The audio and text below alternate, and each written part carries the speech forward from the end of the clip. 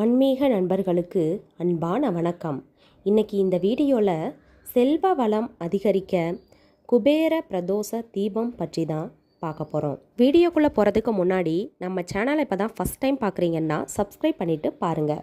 சிவபெருமானை வழிபாடு செய்வதன் மூலம் நம்முடைய கர்ம வினைகள் தீரும், மேலும் மீண்டும் பிறவாத வரம் கிடைக்கும் என்றுதான் பலரும் அறிந்திருப்பார்கள்.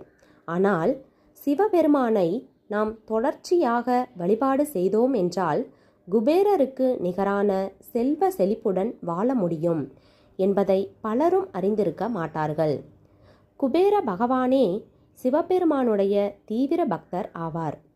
அவர் சிவபெருமானை நினைத்து தவம் இருந்து சிவபெருமானிடம் வாங்கிய வரம்தான் இந்த குபேரர் என்ற பட்டமே. அப்படிப்பட்ட சிவபெருமானை குபேரருக்குரிய கிழமையான வியாழக்கிழமை அன்று வழிபாடு செய்வதன் மூலம் நாமும் குபேரருக்கு இணையான செல்வ வளத்துடன் வாழ முடியும். அந்த வழிபாட்டை பற்றி தான் இந்த ஆன்மீகம் குறித்த பதிவில் நாம் பார்க்க போகிறோம். வியாழக்கிழமை என்றதும் நம் நினைவுக்கு வரக்கூடிய தெய்வங்களாக திகழ்பவர்கள் குபேரரும் குரு பகவானும் தான்.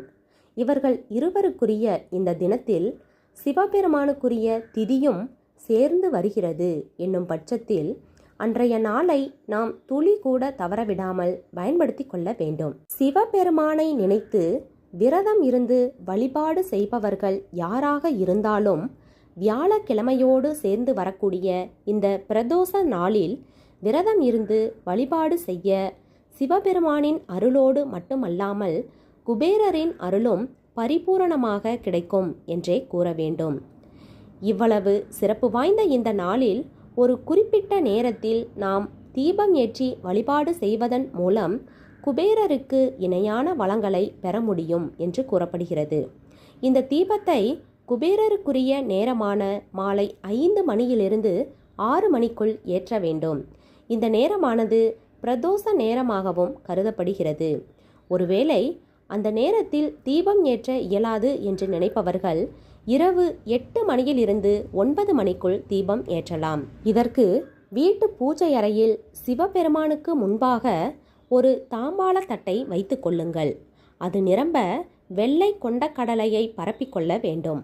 அதற்கு நடுவே ஒரு அகல் விளக்கை வைத்து கொள்ளுங்கள். அதில் சுத்தமான பசு நெய்யை ஊற்றி பஞ்சு திரி போட்டு வடக்கு பார்த்தவாறு தீபம் ஏற்ற வேண்டும். இந்த தீபமானது குறைந்தபட்சம் 1 மணி நேரமாவது எரிய வேண்டும். தீபத்தை ஏற்றி வைத்த பிறகு அந்த தீப சுடரொளியை பார்த்தவாறு குபேர பகவானுக்குரிய இந்த ஒரு மந்திரத்தை 108 முறை கூற வேண்டும். இப்படி கூறுவதன் மூலம் சிவபெருமானின் அருளோடு குபேரனின் அருளும் பரிபூரணமாக கிடைக்கப்பெற்று செல்வ செழிப்புடன் வாழ முடியும். மந்திரம்: ஓம் குபேராய வசி வசி. குபேர பகவானின் இந்த ஒரு எளிமையான மந்திரத்தை குபேரருக்குரிய நேரமும் பிரதோஷ நேரமான மாலை நேரத்தில் கூறி வழிபாடு செய்பவர்களுக்கு சிவபெருமானின் அருளால் குபேரருக்கு இணையான செல்வ வளம் கிடைக்கும் என்ற தகவலை கூறி இந்த பதிவினை நிறைவு செய்து கொள்கிறோம். இந்த வீடியோ உங்களுக்கு பிடிச்சிருந்தா ஒரு லைக் கொடுத்துருங்க. பயனுள்ளதாக இருந்தால் உங்கள் ஃப்ரெண்ட்ஸ் அண்ட் ஃபேமிலிக்கும் ஷேர் பண்ணுங்கள். இது மாதிரியான பல பயனுள்ள ஆன்மீக தகவல்கள் தெரிஞ்சுக்கணும்னா நம்ம சேனலை மறக்காமல் சப்ஸ்கிரைப் பண்ணி வச்சுக்கோங்க. நன்றி, வணக்கம்.